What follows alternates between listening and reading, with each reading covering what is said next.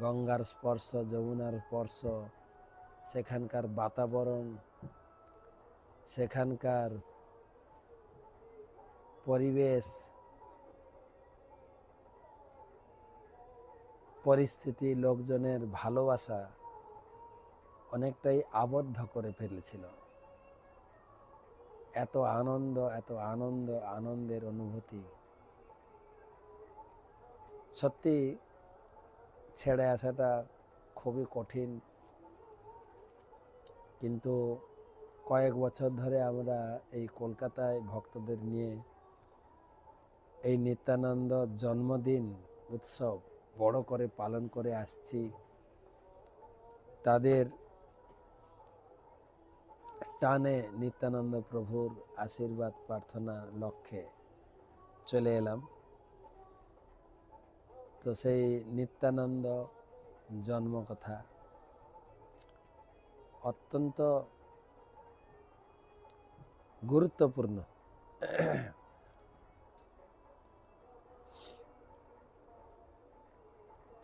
ছিল কৃষ্ণদাস কবিরাজ গোস্বামী,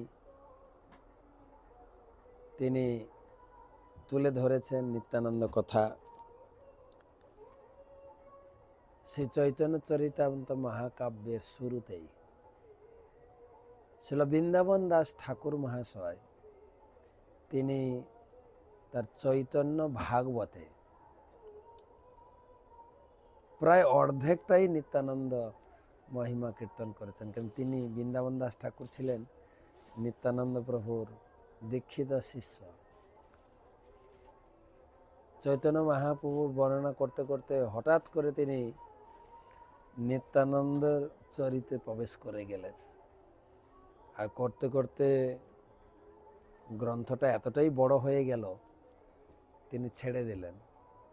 আর চৈতন্য মহাপ্রভু শেষের দিকের তার লীলাগুলো বর্ণনা করতে পারলেন না।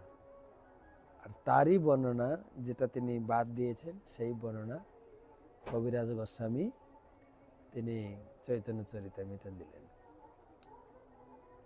তো কবিরাজ গোস্বামী প্রথমে লিখছেন, কারণ সংকর্ষণ কারণন্দ সাই গর্ভোদক সেই চ পয়োধি সাই শেষাংশ যশাংশ কলা সনিত্যানন্দ রামম শরণং মমাস্তু।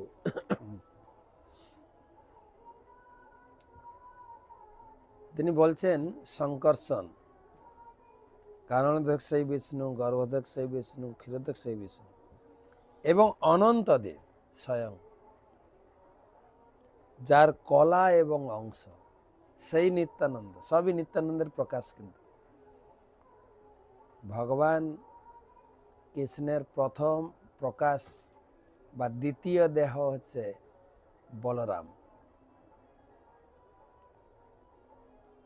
তিনি হচ্ছেন রামানুজ লক্ষ্মণ, তিনি হচ্ছেন নিত্যানন্দ, তিনি বলরাম। লক্ষ্মণ অবতারে বা রাম অবতারে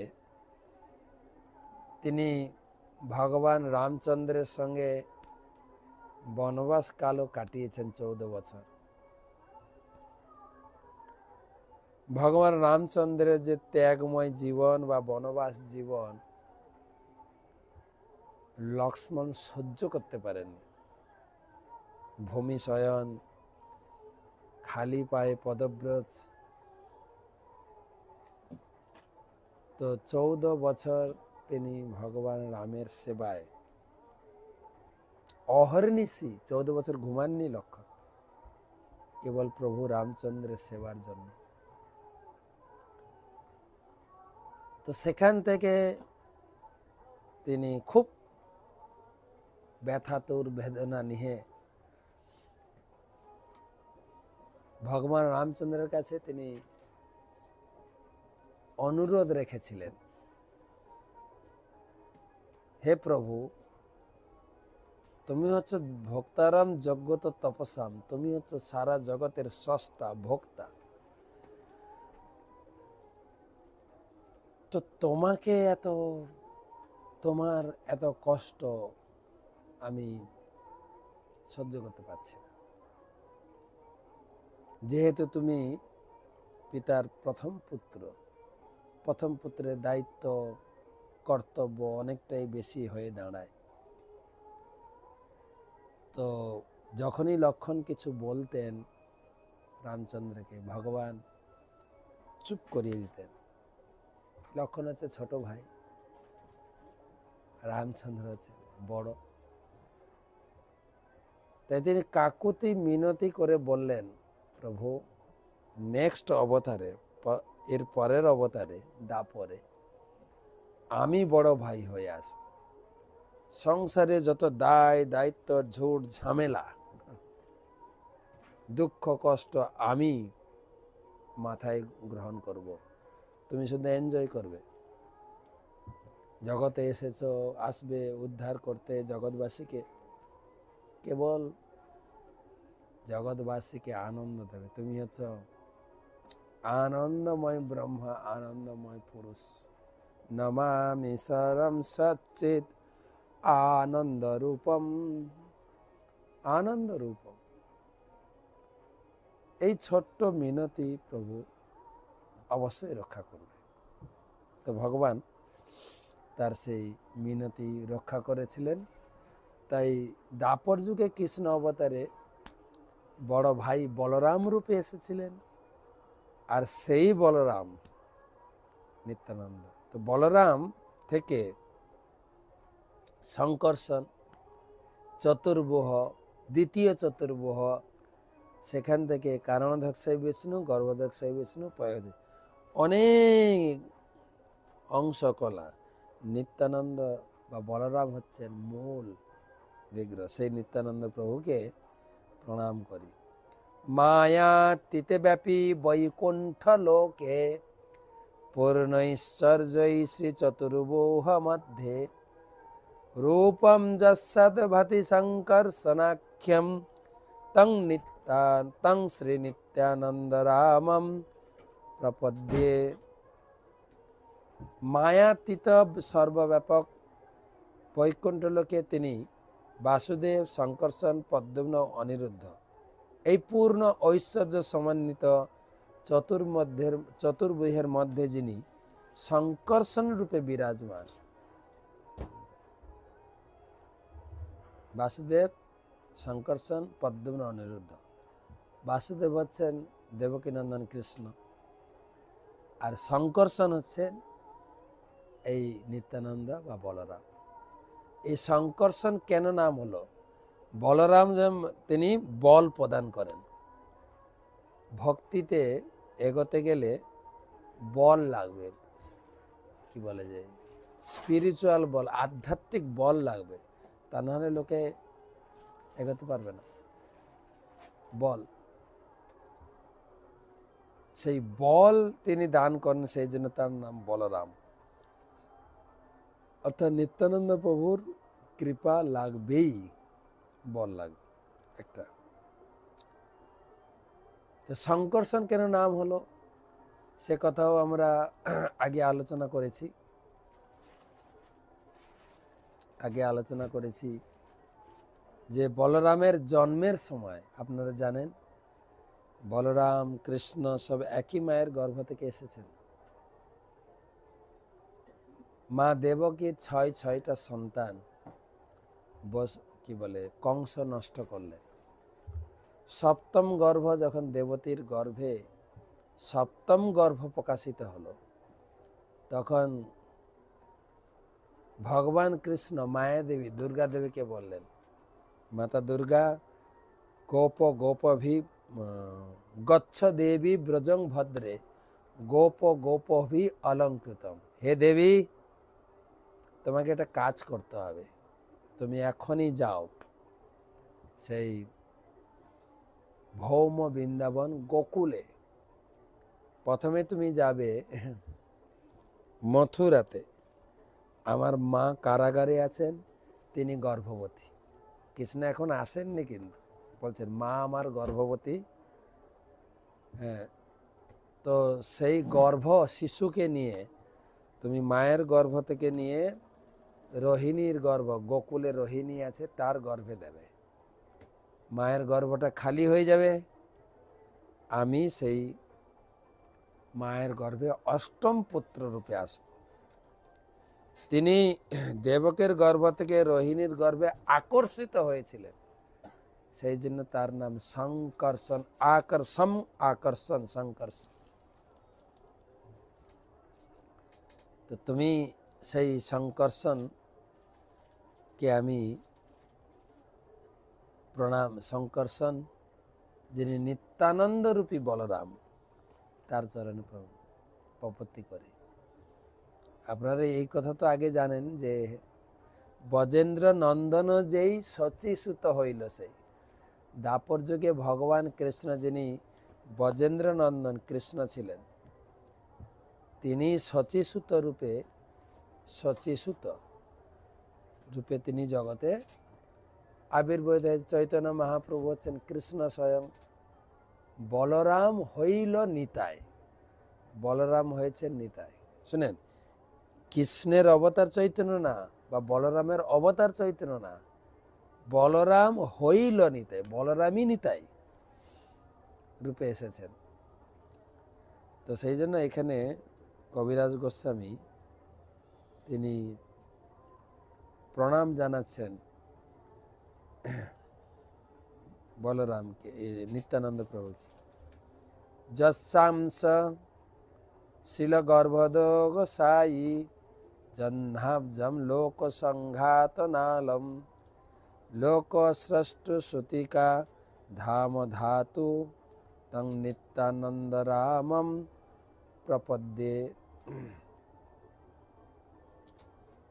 বলছেন, যার নাভি কমলের নাল থেকে লোকস্রষ্টা ব্রহ্মার সুতিকা ধাম, লোক সময়ের বিশ্রাম স্থান, সেই গর্ভদক্ষায়ী বিষ্ণু যার অংশের অংশ, সেই নিত্যানন্দ রামকে আমি আমার সশ্রদ্ধ প্রণতি নিবেদন করি। এই যে ব্রহ্মা সৃষ্টি হয়েছে, সেও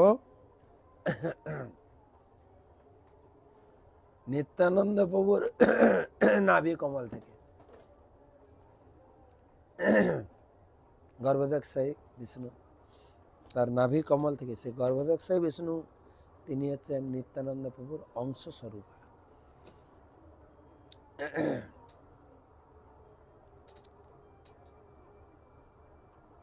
তো ব্রহ্মারও পিতা নিত্যানন্দ প্রভু।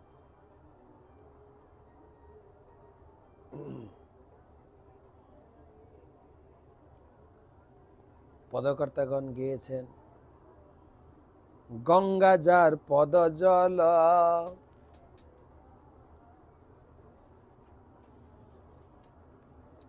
শিব শিরে ধরে। সে নিত্যানন্দ প্রভুর চরণ জল হচ্ছে গঙ্গা, আর মহাদেব সেটাই শিরে ধারণ করছে।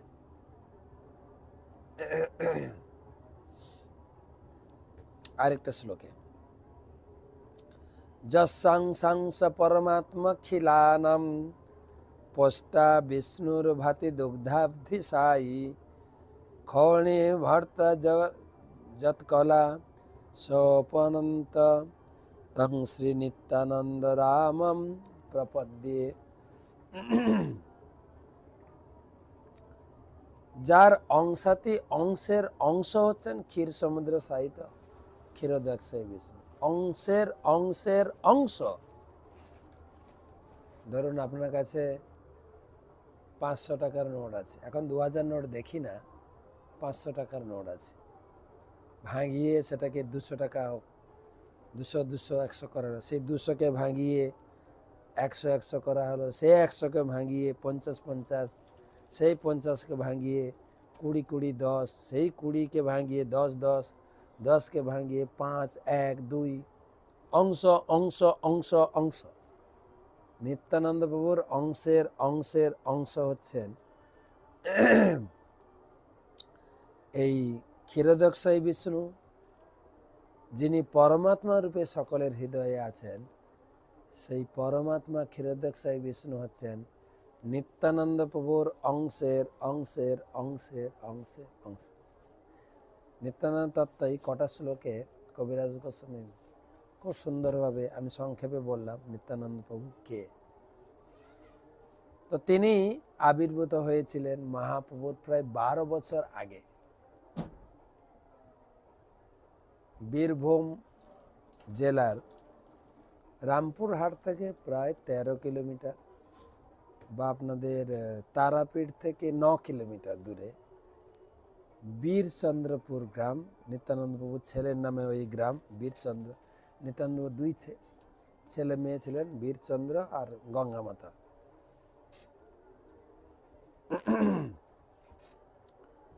তো সেই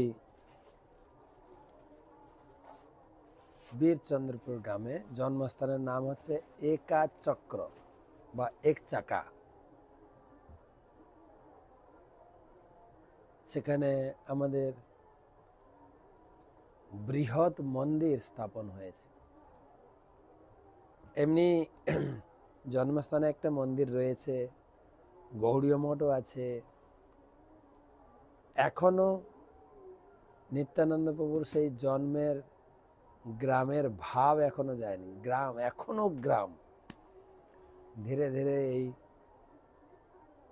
ইস্কন মন্দির হওয়ার পরে ধীরে ধীরে বিল্ডিং ধীরে ধীরে গড়ে উঠছে। অনেক ভক্ত ওখানে গিয়ে জায়গা কিনে ঘর তৈরি। আগে লোকে বেশি জানতো না নিত্যানন্দপুর জন্মস্থান সম্বন্ধে। ছিল প্রভুপাদ এর ব্যাপক হারে প্রচার করেছে। আর প্রভুপাদের ঐকান্তিক একনিষ্ঠ আশীর্বাদ প্রাপ্ত শিষ্য শ্রীশ্রীমৎ জয় পতাকা স্বামী গুরু মহারাজ, তার প্রণাম মন্ত্রে বলা হয়েছে নিতাই কৃপা প্রদাহিনে। নিত্যানন্দ প্রভুর প্রতিষ্ঠিত নামহট্টকে তিনি জগতে অনেক দূর পৌঁছে দিয়েছেন।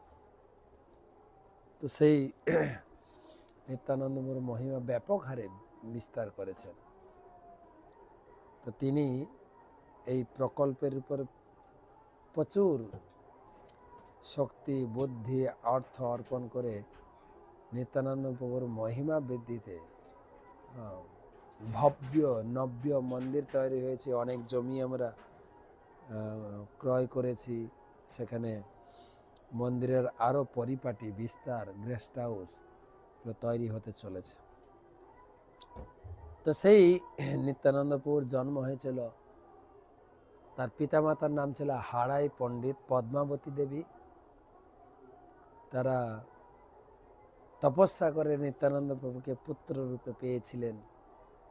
পদ্মাবতী হাড়াই পণ্ডিতের একমাত্র প্রাণ ধন ছিল নিত্যানন্দ।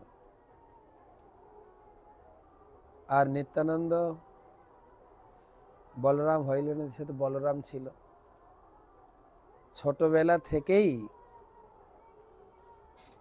বালক বন্ধুদের নিয়ে মাঠে খেলাধুলা, সেই কৃষ্ণলীলা, রামলীলা, এইসব চরিত্র নিয়ে খেলা করতেন। কখনো দেবকী বসুদেব সেজে দুজনের বিয়ে হতো, কংসের অত্যাচারে তাদেরকে জেলে রাখা হতো এবং তাদের গর্ভে কৃষ্ণের জন্মগ্রহণ করাতো। আর সমস্ত গোপ বালকেরা নিত্যানন্দের সঙ্গ ছেড়ে যেত না। দিন ভোর সেই গোচারণে খেলাধুলা, যেরকম তিনি বৃন্দাবনে খেলাধুলা করেছেন ওই নিয়ে থাকতেন। গ্রামের লোক অবাক হয়ে যেত, এই বাচ্চা ছেলে নিতাই এত কিছু করে জানলো কি করে। নিতাই সকলের আনন্দের এবং আনন্দের হৃদয়ের কেন্দ্রবিন্দু হয়ে গেছিল। সবাই আদর করে ডাকতেন নিতাই। আপনারা একবার ডাকুন নিতাই। ওখানে গ্রামে এখনো এত সুন্দর